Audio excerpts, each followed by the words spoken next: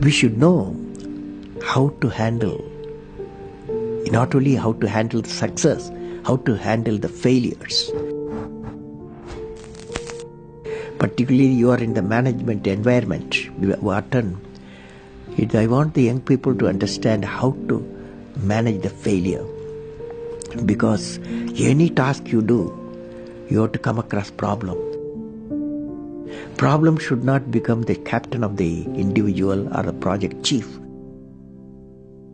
The project chief should become the captain of the problems and defeat the problem and succeed. Learning gives creativity. Creativity leads to thinking. Thinking provides knowledge. Knowledge makes you great. History has proven that those who dare to imagine the impossible are the ones who break all the human limitations. In every field of human endeavor, whether science, medicine, sports, arts or technology, the names of the people who imagined the impossible are engraved in our history. By breaking the limits of their imagination, they change the world.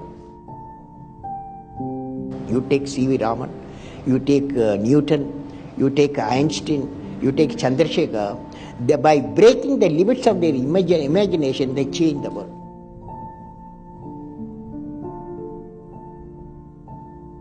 If you want to be discoverers, if you want to be innovators, I am going to give you what type of characteristic you must have. Invention and discoveries have emanated from creative minds that have been constantly working and imagining the outcome. The telephone, he was imagining the outcome in the mind. With imaging and constant effort, all the forces of the universe work for that inspired mind, thereby leading to invention and discoveries. Sir, I would like to hear from you a few tips for the upcoming generation to succeed in life. Well, succeeding life, I have already told you. Yes, sir. You have to do 4 things, okay? Number 1, great aim. Great aim. I will have great aim. I will have great aim. I will continuously acquire knowledge. Oh, I will do hard work. I will do hard work. I will persevere. And succeed. Okay, that's the mantra. Thank you, sir. Thank you so much.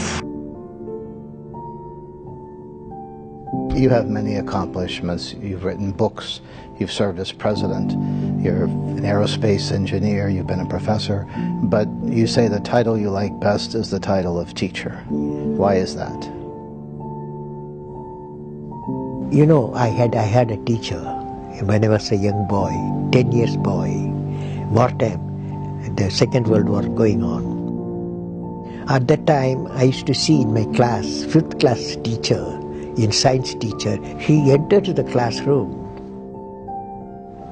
and we used to see the radiation of knowledge from him. When he enters the classroom, my teacher, I see a radiation of purity of life. And the way he taught, my dream got shaped. What should be my way of life? He is the person, the teacher gave me the vision of my life when I was a young fellow. Now a teacher has got a fantastic opportunity to grow minds, to enrich the minds and give the dreams to the young people and nurture the dreams with them, and they will become a great human being. Sometime they will become better than you, but better than the teacher. So that opportunity you have. I will have great aim. I will continuously acquire knowledge. Oh, I will do hard work. I will persevere and succeed.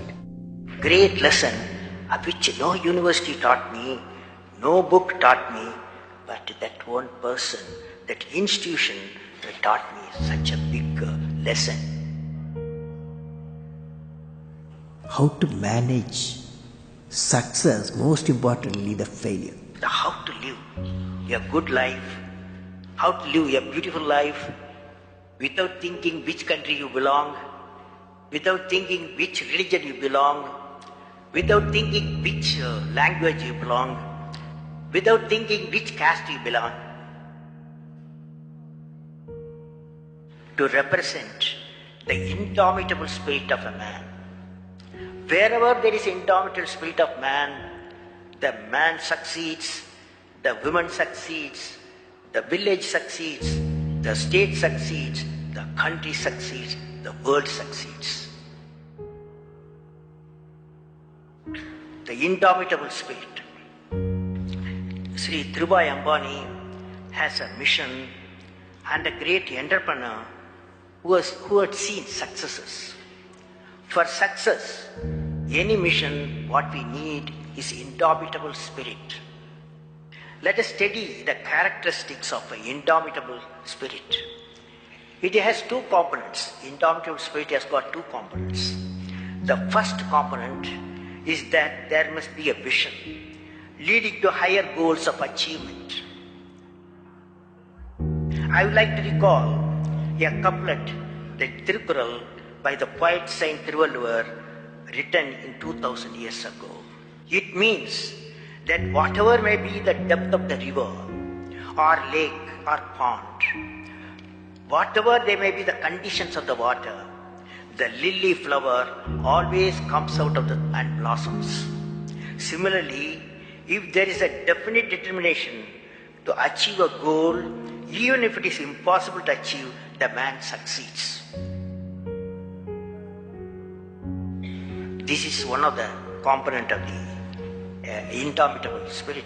The second one, that many of us have gone through large programs and projects. We would have experienced the success is not in sight and there are many hurdles. Hurdles created by man, hurdle created by the nature of the program, hurdle created by the technology. All this is possible in a major program like wealth generation. It means that successful leaders can never be defeated by problems. They become the master of the situation and they defeat the problems. Now friends, the indomitable spirit is defined by these two conditions. I consider these two Tirukkurals characteristics characterize the indomitable spirit of Dhirubhai Ambani. Whenever he encountered problems, he gave the problems to the problems. He inhibited the indomitable spirit in successfully implementing the complex missions. Growth is life. I have repeated a number of times, I don't mind repeating that one incident. That incident for me is a university education. I have not read anywhere. I have so far I have gone around the orbit 71 times around the sun. I have not gone through any education, such a beautiful education I got in 1979, 1980 period. I thought of sharing with you on this occasion. It is like this, 1979, August 17th, we were ready for launch of a satellite launch vehicle with 44 subsystems and thousands of components. It was built in Vikram Sarabhai Space Center, and at that time, Professor Satish Dhawan was the chairman Atomic Energy Space Commission, and he is also Space Center. And he gave me the task in 1973 to build a satellite launch vehicle, to put a satellite in the orbit. 1973, he gave me this task. In 79, we were ready, thousands of engineers, 10,000 of workers and staff, they all worked together. Then we moved the satellite launch vehicle from Vikram Sarabhai Space Center to the now Satish Dhawan Space Center at Sriharikota. So the launch vehicle was in the launch pad, and that day, 17th August 1979, and I am the mission director, project director, and we are all in the control center, and computer takes over. Up T-minus 8 minutes, computer will take over, because it's very difficult for me as a mission director to check hundreds of parameters. So it has to be checked. Computer, we hand over the whole launch of the rocket system to the computer. So when T-minus 8 minutes came, I handed over to the computer for the launch on 17th August 1979. And thousands of people are waiting for the launch mission centers, and they are working throughout the country and some downrange stations. Exactly at T-minus 8 minutes, computer took over. And then at T-minus 4 minutes, computer put a hold. It says, don't launch. So we are all, because at that time, the whole rocket system alive, and every explosive system, propellant system, electronic system, all are on ready to launch. Computer says, don't launch. At T-minus 4 minutes, then immediately a computer printout comes out. There's some problem in the second stage control system.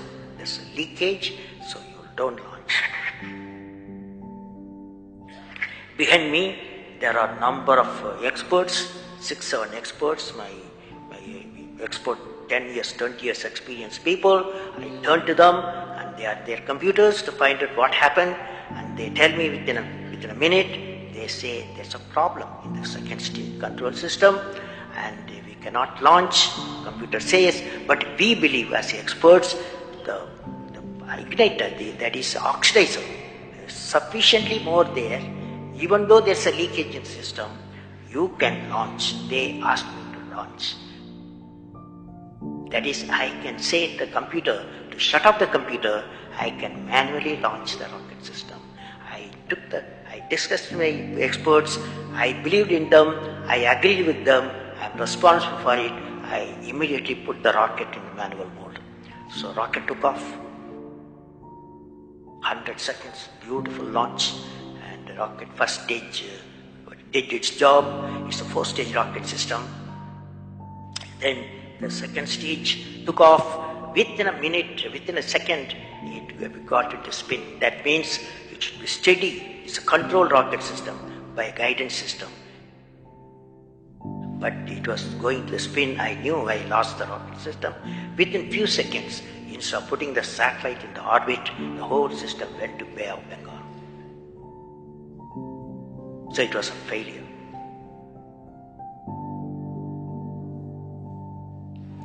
And then how do you handle a failure? It's very important for entrepreneurs. Life is not so simple. We have to handle the failures with stout heart.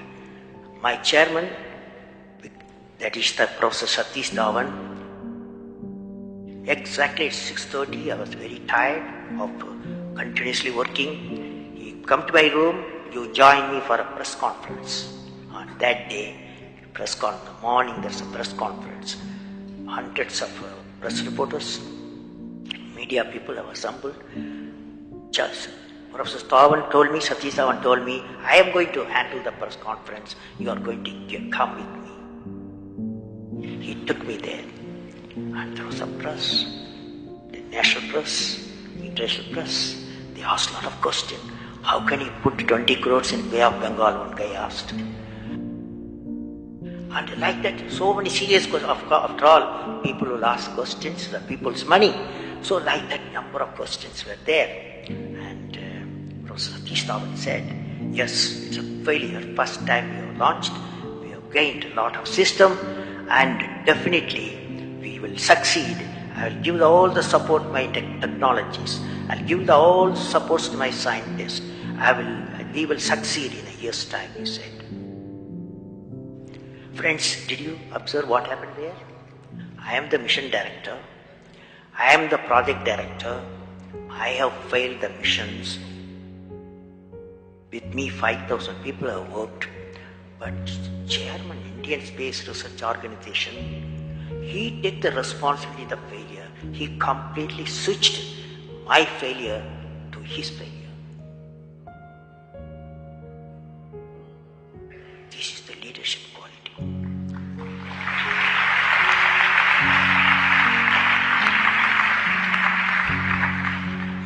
Exactly after 1 year, that is 18th July 1980, we go to the launch pad and the countdown starts. T minus 8 minutes I hand over to the computer. Computer checks out. First stage, it initiates the rocket system. First stage gives the required velocity. Second stage gives the required velocity. Third stage gives the required velocity. And fourth stage required the escape velocity for the put the satellite in the orbit. I am seeing in front of me what is the performance taking place. I took the microscope, I put the mic, I announced all the station. Here is your mission director. The satellite is in the orbit and we congratulate you, I told them. No, that's not the important, that's one of the important things happen. But after 30 minutes, Vikram Satish Dhawan called me. Go for press conference, you conduct the press conference, he said. Can you see the significance? Failure he took it, success he gave me to my team. This is a great lesson. It's a great lesson.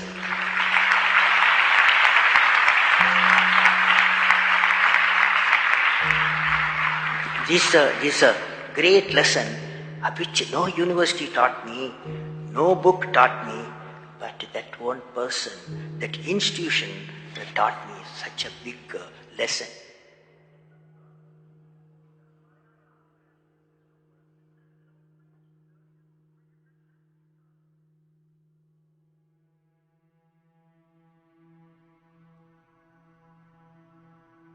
We say in India, where there is righteousness in the heart, where there is righteousness in the heart, there is beauty in the character. When there is beauty in the character, there is harmony in the home.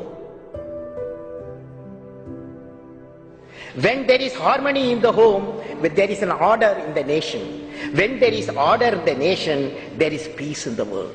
Every action of the leader should be transparent. You know what I mean? So that is, a leader should work with integrity and succeed with integrity. Leader should work with integrity and succeed with integrity. So if we use and make somebody's life happy, that is, you are giving and his or her life is happy, that's a best thing a human being can think of. Then you'll get a conflict-free world. And I believe President, since you asked the question, has to be continuously in touch with the people.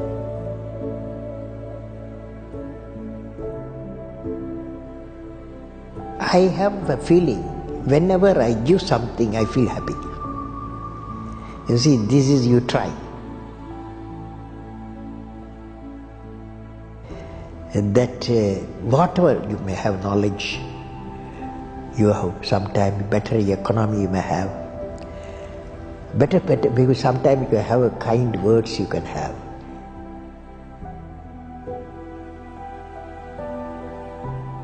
Sir, how did you become so great? How did I become so great? That's the question. Well, I don't know how big. I don't know. In the relative terms. So I personally believe you must have a dream. Say, I must have a dream. I must have a dream. I must continuously acquire knowledge. I must continuously acquire knowledge. Hard work. And perseverance. perseverance. Not afraid of problems. Not afraid of problems. Then you will be successful. Okay?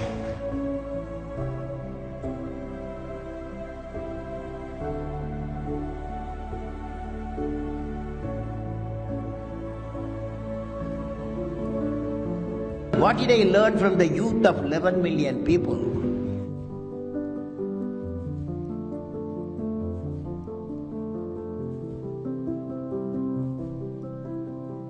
I learned every youth wants to be unique. Every youth wants to be unique.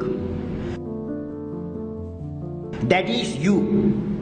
Every youth wants to be unique. That is you. But the world around you is doing its best day and night to make you just everybody else.